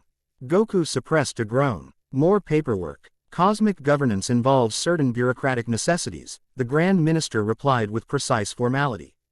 The realign me. NT of universal authorities following your ascension requires official documentation and decree. Can't that wait until tomorrow? Goku asked hopefully. I'd like to spend some time with my friends before they return to Universe 7. The Grand Minister's expression suggested internal calculations of protocol versus practicality. I suppose the most urgent matters could be addressed in the morning. Though I must emphasize that cosmic administration does not operate on the same casual schedules as mortal affairs. Thanks, Goku said with genuine appreciation. I promise I'll tackle all that stuff first thing tomorrow. As the Grand Minister departed, Vados remained beside Goku. If I might make a suggestion, Lord Goku. While administrative matters can indeed wait until tomorrow, there are aspects of your new position that would benefit from immediate attention. What kind of aspects? Goku asked, curious rather than defensive. Your divine awareness, Vados explained. The integration of the Omni-King artifacts has expanded your perception beyond mortal parameters, but controlling that awareness requires practice. Without proper management, the constant influx of multiversal information could become overwhelming. Goku nodded, suddenly serious. Yeah, I've been noticing that. It's like I can see and hear everything happening everywhere all at once. It's getting harder to focus on what's right in front of me. I could provide guidance in managing divine perception, Vados offered. Techniques to filter cosmic awareness without losing essential information. That would be great, Goku said with evident relief. When can we start? After you've concluded your time with your friends, Vados replied. I'll await you in the Eastern Quantum Garden. The harmonic resonance there provides an ideal environment for perceptual exercises. As the formal reception concluded and the multiverse representatives began departing through dimensional portals, Goku rejoined his friends from Universe 7. Their easy camaraderie provided welcome relief from the weight of cosmic protocol and political maneuvering. So you're really staying here? Gohan asked, concern evident in his expression. In this palace at the center of everything. For now, yeah, Goku confirmed. There's a lot I need to learn about this whole Omni-King business. But I'll visit Earth regularly, that's non-negotiable. You'd better, Chi-Chi interjected, her tone making it clear that even divine authority wouldn't excuse neglecting family obligations. Cosmic King or not, You still have responsibilities at home. Goku laughed, the sound carrying subtle harmonic undertones that reminded everyone of his transformation. Some things never change, huh? Don't worry, Chi-Chi. I haven't forgotten my promises. As they conversed, Android 21 observed from a respectful distance, her analytical gaze tracking the interactions with scientific interest. When Goku noticed her standing apart from the group, he waved her over. Join us, 21. No need to stand over there by yourself. The android approached with measured steps. I didn't wish to intrude on your reunion with family and friends. Any friend of Bulma's is welcome, Goku said warmly. Besides, if you're gonna be studying this whole transformation thing, we might as well get to know each other better. 21 tilted her head slightly, as if processing an unexpected variable. A logical approach. Familiarity would indeed facilitate more effective research parameters. She turned to address the group. I should clarify that my interest in Lord Goku's transformation extends beyond mere scientific curiosity. The integration of divine essence with mortal biology represents a revolutionary paradigm with potential applications for all sentient life. Applications? Piccolo questioned, his tone suggesting concern. What kind of applications are you envisioning from the Omni-King's power? 21's expression remained clinically neutral, though something flickered in her eyes, a passion beneath the scientific veneer. Not applications of the power itself, but understanding of the interface between mortal potential and divine capability. Lord Goku has achieved what was previously thought impossible, a consciousness that bridges cosmic authority and individual identity. The implications for evolutionary development are profound. She means I'm a really interesting science project, Goku translated with a grin. A significant oversimplification, 21 replied, though her lips curved in what might have been the ghost of a smile. But essentially correct. As their conversation continued, Goku became increasingly aware of a subtle pressure building behind his consciousness, the multiversal awareness Vados had warned about. Expanding beyond his ability to comfortably contain it. Countless voices, infinite perspectives, the simultaneous existence of all things across all universes, the information threatened to helm his mortal mind despite the divine essence now integrated with his being. Excuse me for a bit, he said, rising from his seat with careful control. There's something I need to take care of. I'll be back soon. Vegeta's perceptive gaze narrowed. Having trouble with the divine baggage, Kakarot. Goku wasn't surprised that Vegeta had noticed his discomfort. The Saiyan Prince had always been unusually attuned to shifts in power and control. Yeah, it's getting a bit much. Vados offered to help me figure out how to manage it. Don't let us keep you from your cosmic homework, Bulma said with understanding. We'll be here when you get back. With a grateful nod, Goku departed, following the quantum pathways through the palace until he reached the eastern garden Vados had mentioned. The space defied conventional understanding of garden. Plants from across the multiverse grew in harmonic arrangements that transcended normal spatial limitations. Flowers that could only bloom in the heart of stars grew alongside delicate crystalline structures that required absolute zero to form. The entire garden resonated with a subtle harmony that seemed to quiet the chaos of cosmic awareness. Vados awaited him beside a pool of liquid that reflected not the ceiling above but the entirety of existence simultaneously. You felt it beginning to overwhelm you, she observed without preamble. Yeah, Goku admitted, pressing his palms against his temples. It's like trying to hear every conversation in a stadium all at once while watching every fight happening in every ring. A apt analogy, Vados acknowledged. Divine perception is not meant for consciousness in linear time and three-dimensional space. Yet your unique nature, your Saiyan adaptability combined with your experience transcending normal limitations, makes you better suited to the adjustment than most would be. It doesn't feel that way right now, Goku grimaced as another wave of multiversal awareness washed through him. Sit, Vados instructed, gesturing to a formation of living crystal beside the reflective pool. And focus on the water. Goku complied, settling into a cross-legged position that felt familiar from years of key control training. The reflective surface before him showed glimpses of countless realities, stars being born, civilizations rising and falling, individual lives playing out their joys and sorrows across infinite worlds. The mistake most make when first experiencing divine awareness, Vados explained, her voice taking on a teaching cadence, is attempting to comprehend everything simultaneously. Even divine consciousness has limitations. It is not that you perceive less, but that you learn to organize perception according to relevance rather than attempting total simultaneous awareness. So I need to filter. Goku translated. Like focusing on a single opponent in a crowded battlefield. Precisely, Vados confirmed, pleased by his quick understanding. Begin by identifying a single point of focus in the reflection, any reality that draws your attention naturally. Goku stared into the swirling cosmos reflected in the pool.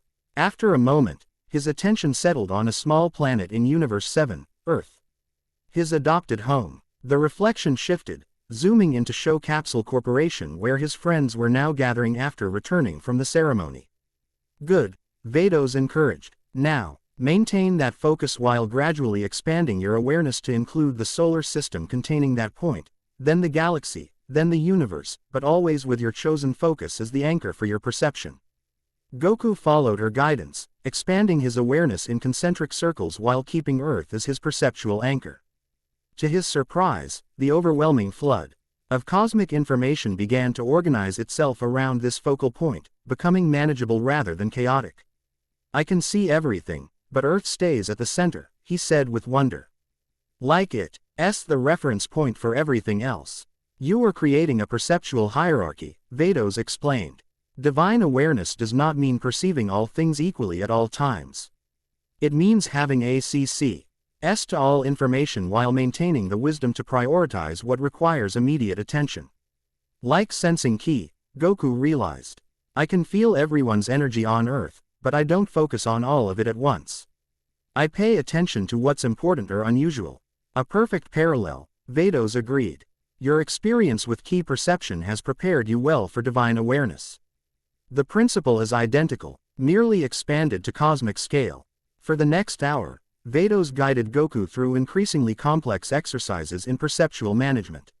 She taught him to shift his focus instantaneously between distant points in the multiverse. To filter information based on cosmic relevance, to maintain awareness of critical events while delegating routine monitoring to his subconscious divine perception. Throughout the training, Goku noticed something unusual about Vados' teaching approach. Unlike Whis, who maintained a certain detachment even while instructing, Vados seemed genuinely invested in his progress. Her guidance was not merely professional but personal, as if his success mattered to her beyond mere cosmic necessity. You're a good teacher, Goku observed as they concluded a particularly challenging exercise involving simultaneous awareness of multiple timeline variations. I have had few opportunities to serve as instructor, Vados replied, something like pleasure coloring her typically neutral tone. Angels rarely teach divine perception, as those who possess it are born with innate understanding of its management. Well, I appreciate you helping me figure this out, Goku said sincerely. It was starting to feel like my head might explode from all the information coming in. Your adaptation rate is remarkable, Vados noted. Most beings granted divine awareness require centuries to achieve the level of control you've managed in a single session. Goku stretched, rolling his shoulders to release tension. I've always been a quick study when it comes to new techniques. Though usually they're fighting techniques, not cosmic perception stuff. Perhaps the principles are not so different, Vados suggested. Both require focus, discipline, and intuitive understanding of energy flow. As Goku rose to his feet, the cosmic awareness now comfortably managed in the background of his consciousness, he noticed a figure observing from the garden entrance. Android 21 stood perfectly still, her analytical gaze fixed on the interaction between Omni-King and Angel. 21, Goku called out with friendly openness. How long have you been standing there? 4 minutes and 37 seconds. The android replied with precise honesty. I was reluctant to interrupt what appeared to be an important training session. She stepped forward, her movements fluid yet mechanical. The harmonic resonance patterns your divine energy is establishing are fascinating. They appear to be creating stable quantum fields that could potentially revolutionize our understanding of consciousness itself. Vados regarded the android with cautious interest. Your perceptual capabilities are unusually advanced for a created being. Few outside the divine hierarchy can observe quantum resonance patterns. My design incorporates sensory technologies beyond conventional parameters, 21 explained without pride or modesty. Dr. Jero's final project included capabilities even he did not fully understand. Well, I'm glad you're using those capabilities to help rather than destroy, Goku said with characteristic directness. After our experiences with Cell and the original androids, it's nice to have one on our side. 21's expression flickered briefly, something complex passing behind her eyes. My programming contains certain imperatives that I continually override through conscious choice. I understand the destructive potential my creator envisioned, but I choose a different path. Free will defying intended programming, Vados observed.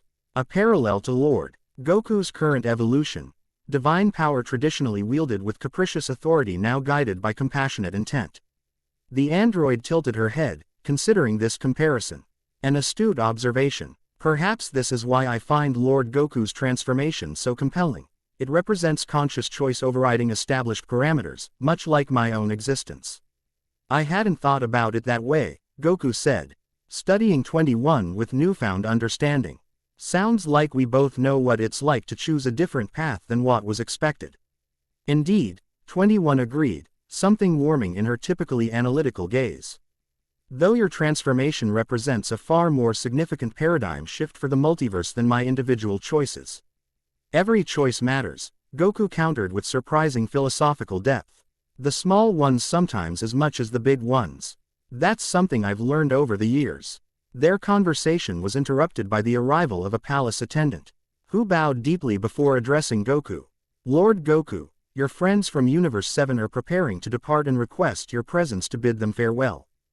Thanks, Goku nodded. Tell them I'll be right there. He turned to Vados and 21. Duty calls. Thanks again for the help with the cosmic awareness stuff, Vados. And 21, I'm looking forward to working with you on understanding this transformation better. As Goku departed, following the attendant through the quantum corridors, Vados and Android 21 remained in the garden, studying each other with mutual assessment. You have unusual interest in Lord Goku's observed. Her tone neutral yet somehow pointed. As do you, 21 countered smoothly. Though our interests likely stem from different motivations. Indeed, Vados acknowledged. May I ask what you hope to gain from studying the integration of divine essence with Saiyan biology? 21 considered the question, her expression calculating yet honest. Knowledge, primarily. Understanding the interface between mortal potential and divine capability could advance our comprehension of consciousness itself. But also, she paused, something more personal entering her voice. Confirmation that transcendence of original parameters is possible. That beings created for one purpose can evolve beyond those limitations. A personal quest, then, Vados noted. Not merely scientific curiosity. Both are true, 21 replied without apology. My existence occupies a unique intersection between artificial creation and biological evolution. Lord Goku's transformation represents a parallel journey of transcendence that may illuminate possibilities for my own continued evolution. Vados studied the android with renewed interest. A remarkably self-aware perspective. Most beings, natural or created, lack such clear understanding of their own motivations. Self-analysis is essential when one's programming contains potentially catastrophic imperatives, 21 explained. I must constantly examine my motivations to ensure conscious choice overrides destructive instinct. A continuous battle between nature and choice, Vados observed. Perhaps not unlike the challenge Lord Goku now faces, balancing Saiyan instinct with divine responsibility. An apt comparison, 21 agreed. Though I suspect his challenge is the inverse of mine. Where I must suppress destructive impulses, he must maintain his fundamental compassion despite wielding power that traditionally corrupts. The insight caught Vados by surprise. This created being had identified a core concern that many cosmic entities had overlooked. The historical pattern was clear. Absolute power inevitably led to detachment from the consequences of its use. Yet Goku's compassion remained intact despite his transformation. You perceive much for one so young, Vados noted. The closest an angel typically came to expressing admiration. Youth is relative, 21 replied with a small smile. My consciousness may be recently activated, but my programming contains accumulated knowledge spanning centuries. And your interest in Lord Goku's success extends beyond professional duty, does it not? The direct question, P.R.E. sumptuous by cosmic standards, momentarily disrupted Vados' typical composure. My responsibilities include ensuring the Omni-King's successful transition. That wasn't my question, 21 persisted with analytical precision. I observed quantum resonance patterns during your interaction with Lord Goku that suggest emotional investment beyond duty. For perhaps the first time in millennia, Vados found herself at a momentary loss for words. The android's perception extended beyond physical observation to something more fundamental. She had detected subtle shifts in divine energy that correspond to emotional states Vados herself had not fully acknowledged. The cosmic hierarchy is experiencing unprecedented transformation, Vados finally replied, neither confirming nor denying the observation. It would be remiss not to take personal interest in such historical developments. 21's expression suggested she recognized the diplomatic evasion but chose not to press further. Indeed, we live in extraordinary times. I look forward to our continued collaboration in supporting Lord Goku's evolution. She bowed with perfect precision. If you'll excuse me, I should also bid farewell to The Universe 7 delegation before their departure. As Android 21 departed, Vados remained in the quantum garden, her thoughts uncharacteristically turbulent. The android's perception had been uncomfortably accurate. Throughout her cosmic existence, Vados had maintained perfect angel decorum, observing, serving, and guiding without personal investment in outcomes. Yet something about Goku's ascension, about his fundamental reshaping of cosmic authority, had awakened long-dormant aspects of her consciousness. Personal interest, individual perspective, perhaps even something approaching emotional investment. These concepts had been systematically eliminated from angel consciousness eons ago, deemed distractions from perfect service to cosmic hierarchy. Yet Goku's transformation was not merely changing himself or the nature of Omni-King authority, it was sending ripples through the entire cosmic order, awakening questions and possibilities long thought settled. As Vados contemplated these unexpected developments, the reflective pool beside her shifted, showing Goku bidding farewell to his friends from Universe 7. His interaction with them remained unchanged despite his transformation, warm, genuine. Occasionally naive but fundamentally compassionate. He embraced his sons, shared a respectful nod with Vegeta, received admonishments from Chi-Chi with good-natured acceptance, and promised Bulma he would visit soon. Throughout it all, Android 21 observed from a respectful distance, her analytical gaze occasionally meeting Goku's with an intensity that suggested something beyond scientific interest. When the farewells concluded and the Universe 7 delegation departed through their dimensional portal, 21 approached Goku directly, engaging him in conversation that appeared to transition quickly from formal to genuinely enthusiastic.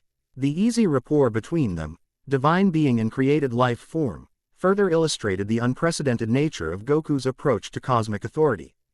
Where previous Omni-Kings had maintained absolute separation from lesser beings, Goku actively sought connection, finding value in perspectives across the spectrum of existence. As Vados watched this interaction, she became aware of an unfamiliar sensation within her ancient consciousness, a complex emotion that mortal beings might identify as concern tinged with something deeper. The android's interest in Goku appeared genuine, but her capacity for analytical precision combined with her mysterious origins presented unknown variables in an already unprecedented cosmic equation. The quantum garden around Vados responded to her shifting emotional state, crystal formations resonating with subtle harmonics that reflected her internal complexity. After millennia of perfect angel composure, these emerging feelings represented territory as uncharted as Goku's new role, a parallel evolution of cosmic constants into something new and undefined. Meanwhile, across the palace, Goku and Android 21 walked through quantum corridors that adjusted their dimensional properties to accommodate their passage. So, Goku said, continuing their conversation, you'll be staying here as Universe 7's scientific liaison. If that arrangement meets with your approval, Lord Goku, 21 replied, her formal address contrasting with the increasingly comfortable interaction between them. Bulma suggested, my unique perceptual capabilities might prove valuable during your transition period. Bulma's always thinking ahead, Goku acknowledged with a grin. And please, just call me Goku. All this, Lord, Stuff feels weird coming from a friend. Quote, 21 processed this request, her expression shifting subtly. Is that how you categorize our relationship? As friendship? The question caught Goku by surprise. Well, yeah, I mean, we haven't known each other long, but you're helping me understand this transformation, and you're connected to my friends from Earth. That makes you a friend in my book. Interesting, 21 observed, something warming in her analytical gaze. My programming contains extensive data on interpersonal relationships, but friendship was not a priority parameter in my design. The experience is novel. Your programming doesn't determine who you are, Goku said with surprising insight. Just like my Saiyan DNA doesn't determine who I am. 21 studied him with renewed interest. A surprisingly philosophical perspective from one whose reputation suggests a focus on combat rather than existential contemplation. Goku laughed, the sound carrying subtle harmonic tones that rippled pleasantly through the quantum corridor. I've had my moments of figuring things out. Usually when I'm in the middle of a really tough fight. Combat is catalyst for philosophical revelation, 21 noted. Fascinating. Perhaps the heightened neural activity during survival situations facilitates cognitive breakthroughs. Or maybe getting punched in the face just clears your head, Goku suggested with a grin. To his surprise, 21 laughed, a sound that seemed to surprise her as much as him. The noise contained subtle mechanical undertones that reminded him of her artificial origins. Yet the emotion behind it felt genuinely warm. Your perspective is refreshingly direct, she acknowledged. Most beings I encounter either focus exclusively on my scientific capabilities or regard me with suspicion due to my connection to Dr. Gero. You seem to accept me simply as I am. Why wouldn't I? Goku asked with characteristic straightforwardness. Everyone deserves to be judged by their own actions, not where they came from or who created them. The simple statement resonated deeply with 21, whose existence had been defined by her origins rather than her choices. That this being, now the most powerful entity in existence, could see beyond her creation to her individual worth represented something profound. Their conversation continued as they wandered through the quantum gardens. Goku sharing stories of his adventures while 21 offered insights into her unique perception of the multiverse. Despite their vastly different origins, they found unexpected common ground in their experiences as beings who defied the limitations others had placed upon them.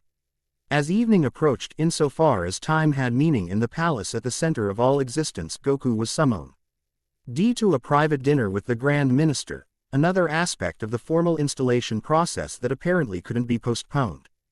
Duty calls, Goku sighed, genuinely reluctant to end their conversation. More cosmic protocol stuff. The responsibilities of governance, 21 observed with understanding. Though I suspect you'll find ways to reshape those protocols to better reflect your unique approach. That's the plan, Goku agreed with determination. Though I've got a lot to learn first. Learning is a continuous process, 21 noted. Even for beings with divine awareness. Perhaps, tomorrow we might begin our analysis of your transformation. The quantum resonance patterns are stabilizing in fascinating configurations that warrant detailed study. Sounds good, Goku agreed readily. Though you might need to explain the scientific stuff in simple terms. I'm not exactly a quantum physicist. I will adjust my explanations accordingly, 21 promised, a hint of warmth coloring her typically analytical tone. Good evening, Goku. As they parted ways, 21 watched Goku's retreating form with an expression that blended scientific fascination with something more personal. Her creation had been intended for destruction, drive. Gero's ultimate weapon against the Saiyan who had defeated the Red Ribbon Army. Yet here she stood, collaborating with that very Saiyan who had now ascended to cosmic authority. The irony was not lost on her. Nor was the opportunity this unprecedented situation presented, not merely for scientific discovery, but for her own continued evolution beyond the parameters of her original design. Returning to her assigned quarters in the palace, 21 began organizing her observations of Goku's transformation. The quantum resonance patterns, the integration of divine essence with Saiyan biology. The preservation of individual consciousness despite cosmic awareness, each element represented revolutionary insight into the nature of existence itself. Yet beneath the scientific analysis, something else was emerging, an emotional response her programming had not anticipated. Goku's acceptance of her as an individual, his recognition of her value beyond her origins, awakened something within 21 that transcended logical processes. Interest, admiration, perhaps something deeper still, evolving like the quantum patterns of his transformation. As she contemplated these unexpected developments, 21 became aware of another presence in her consciousness, the shadow of her original programming, the destructive imperative drive Jero had embedded within her core systems. It whispered of power, of the ultimate scientific achievement that Goku now represented, of potential that could be harvested rather than merely observed. With practiced discipline, 21 acknowledged the destructive impulse, then consciously set it aside. Her evolution beyond Jero's intentions was a daily choice, a continuous assertion of will over programming. Now, faced with unprecedented access to cosmic power, that choice became even more significant. She would study Goku's transformation, would help him understand the process of integration between mortal and divine. But she would do so as colleague and friend, not as the weapon Jero had intended. The decision made, 21 returned to her analysis with renewed focus.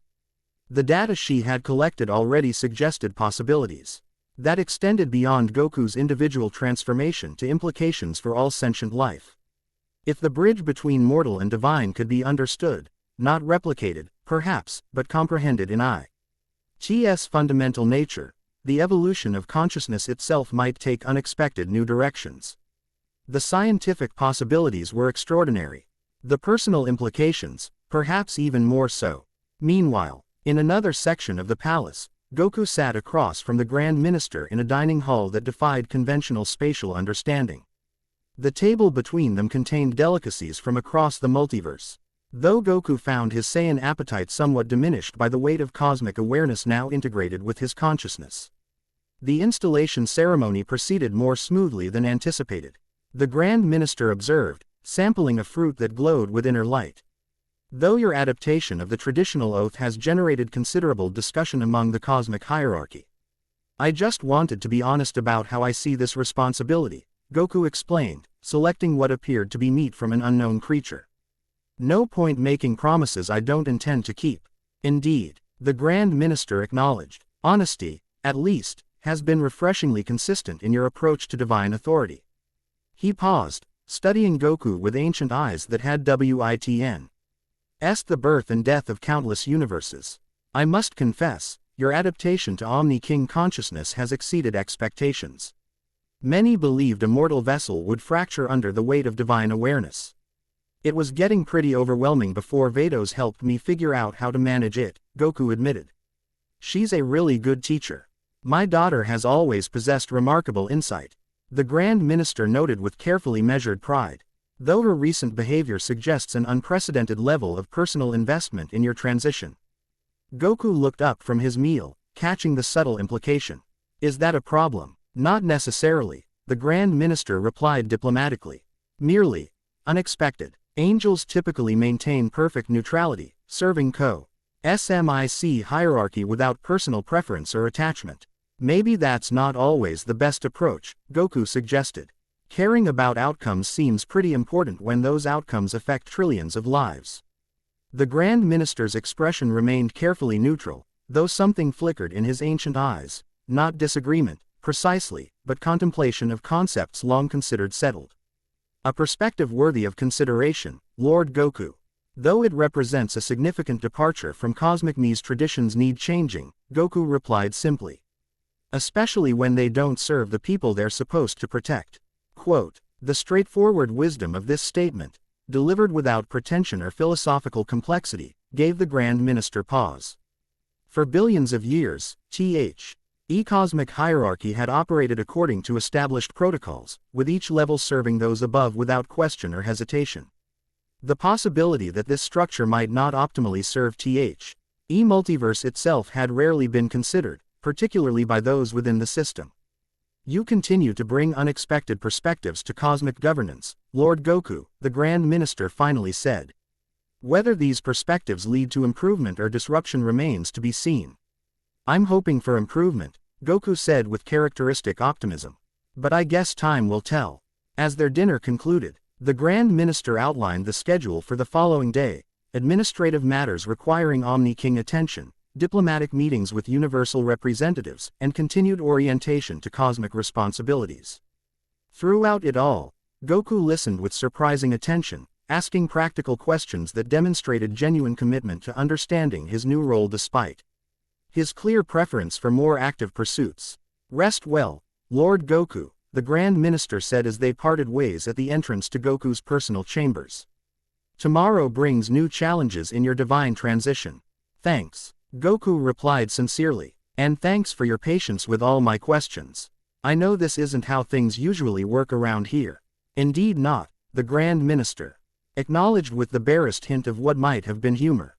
"But perhaps that is precisely the point." Left alone in his chambers, Goku moved to the quantum window that overlooked all existence simultaneously. With his newly managed divine perception, he could focus on specific points in the multiverse without becoming overwhelmed by the totality of creation.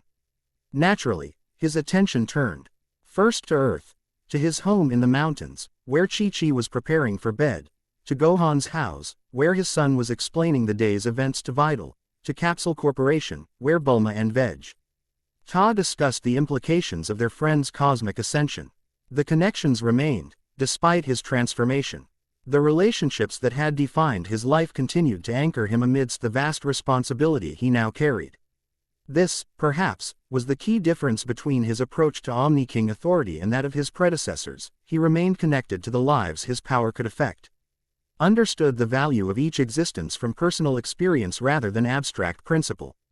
As his awareness expanded outward from Earth to the broader multiverse, Goku noticed subtle disturbances in the cosmic fabric, areas where balance shifted precariously, where destruction threatened to exceed creation or vice versa. With newfound understanding, he made minor adjustments to these imbalances, not through dramatic intervention but through gentle nudges that allowed natural correction to occur. The process felt surprisingly familiar, not unlike the adjustments he might make to his stance during training to maximize energy flow. Cosmic governance, it seemed, shared fundamental principles with martial arts: balance, timing, and the understanding that force applied correctly required minimal effort to achieve maximum effect. As he continued this contemplative work, Goku became aware of Vados' presence in the quantum corridor outside his chambers. Her divine energy signature was distinctive, ancient yet vibrant, powerful yet precisely controlled. "Come in," he called before she could announce herself. The door shimmered, and Vados entered with graceful precision. "Lord Goku," she acknowledged with a slight bow. "I hope I'm not disturbing your rest." "Not at all," Goku replied, turning from the window with a welcoming smile. "Actually, I was just practicing that perception management you taught me. It's pretty amazing being able to see everything happening across the universes without getting overwhelmed by it all." "Your adaptation continues to impress," Vados observed. "Most beings require years to achieve such control of divine awareness." "I've had a good teacher," Goku said with genuine appreciation. "Was there something you needed to discuss?" Vados approached the quantum window, her gaze taking in the multiverse with the familiarity of one who had observed its patterns for eons. "I wished to ensure that your perception management remained stable after our training session. Divine awareness can sometimes become overwhelming during periods of reduced consciousness, what mortals call sleep." "I hadn't thought about that," Goku admitted. "Will I still need to sleep now that I'm whatever I am?" "Your consciousness remains partially bound to mortal parameters despite your divine transformation," Vados explained. "Rest will continue to be necessary, though perhaps less frequently than before. During these periods, it is important that your perceptual filters remain active to prevent cosmic awareness from disturbing your unconscious mind." "So you came to make sure I don't have cosmic nightmares," Goku translated with a smile. "That's thoughtful of you." "It is merely prudent," Vados replied, though something in her tone suggested more personal concern than professional duty. "Disrupted rest could impact your cognitive function during tomorrow's administrative proceedings." "Right," Goku agreed, not entirely convinced by her explanation but appreciating the gesture nonetheless. "So, how do I keep these filters working while I'm asleep?" Vados approached, her movements fluid and precise. "If I may." At Goku's nod, she raised her hand near his temple. Not quite touching but close enough that he could feel the cool energy of her divine presence. I can establish a temporary resonance pattern that will maintain your perpetual hierarchy during unconscious states. Sounds good to me, Goku agreed readily. With delicate precision, Vados created a subtle energy matrix that connected with Goku's divine consciousness. His sensation was strange but not unpleasant, like cool water flowing through channels he hadn't previously been aware of. There, she said after a moment, withdrawing her hand. The pattern will dissolve naturally upon your awakening. But your cosmic awareness will remain properly filtered during rest. Thanks, Goku said, genuinely appreciative. I didn't even think about how this divine perception stuff might affect sleep. There are many such considerations that may not immediately occur to one new to cosmic authority, Vados noted without condescension. Which is why proper advisement is essential during your transition period. I'm lucky to have you helping me figure all this out, Goku said with characteristic directness. I'd be completely lost trying to navigate all these cosmic rules and responsibilities on my own. The simple gratitude, devoid of the formal acknowledgement an Omni-King typically offered to servants, caught Vados momentarily off guard. For countless eons, she had fulfilled her duties with perfect precision, receiving neither thanks nor recognition from the cosmic authorities she served. It was simply the established order. Angels existed to serve, not to be acknowledged as individuals with value beyond their function. Your appreciation is noted, Lord Goku, she replied, her typically neutral tone softened by something that might have been pleasure. Just Goku, he corrected automatically, at least when it's just us talking. As you wish, Goku, Vados conceded, the informal address still strange after eons of perfect protocol. As the anything else you require before you rest? Goku considered the question, then smiled with sudden inspiration. Actually, yeah, tell me something about yourself. Something not related to being an angel or serving the cosmic hierarchy. Something personal. Unexpected, so contrary to established cosmic protocol, that Vados found herself momentarily at a loss. Angels did not share personal perspectives or experiences. Such individualistic expressions were deemed irrelevant to their cosmic function. She began, then paused, genuinely uncertain how to proceed. Such information would be HLY irregular to share with the Omni-King. I'm not asking as the Omni-King, Goku clarified gently. I'm asking as someone who wants to know his friend better. Friend. The concept seemed to surprise Vados almost as much as the request itself. Well, yeah, Goku replied as if it were obvious. You're helping me figure out all this cosmic stuff, looking out for me, making sure I don't mess up too badly. That's what friends do, right? The simple reclassification of their relationship, from the formal hierarchy of servant and sovereign to the mutual regard of friendship, represented a fundamental reshaping of cosmic protocol. Yet it aligned perfectly with Goku's approach to authority thus far, seeing value in individuals rather than merely their function within established order. After a moment of consideration, Vados made a decision that would have been unthinkable before Goku's ascension. I enjoy observing nebula formation, she said, the personal preference feeling strange to express aloud after eons of perfect neutrality. The interaction of cosmic gases, gravity, and stellar radiation creates patterns of extraordinary beauty and uniqueness. In my duties traversing the multiverse, I occasionally adjust my path to witness particularly promising formations. The admission, trivial by mortal standards but revolutionary for an angel, hung in the air between them. Vados had just acknowledged having personal aesthetic preferences independent of her cosmic function, a direct contradiction of the perfect neutrality angels were expected to maintain. Goku's face lit up with genuine delight. That's awesome. I bet you've seen some incredible space stuff over the years. Maybe sometime you could show me some of your favorites.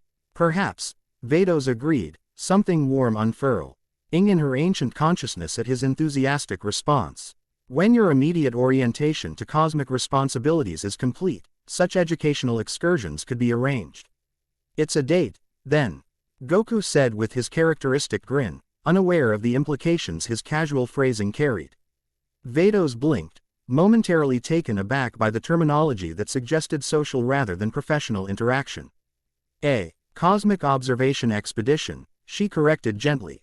Right, that's what I meant, Goku agreed easily. Thanks again for helping with the sleep thing. And for sharing something about yourself.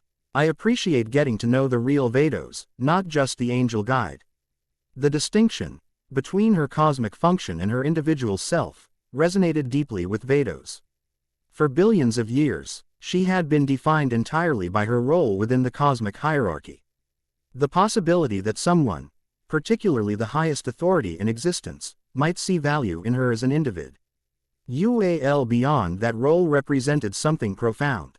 Rest well, Goku, she said, the informal address becoming increasingly natural. Tomorrow brings many responsibilities. Good night, Vados, he replied with warm familiarity. See you in the morning. As she departed through the quantum corridor, Vados found herself contemplating the unprecedented developments of recent days. Goku's ascent. Saiyan had not merely changed the nature of Omni-King authority, it was reshaping the very fabric of cosmic relationships, challenging conventions that had existed since the dawn of the multiverse.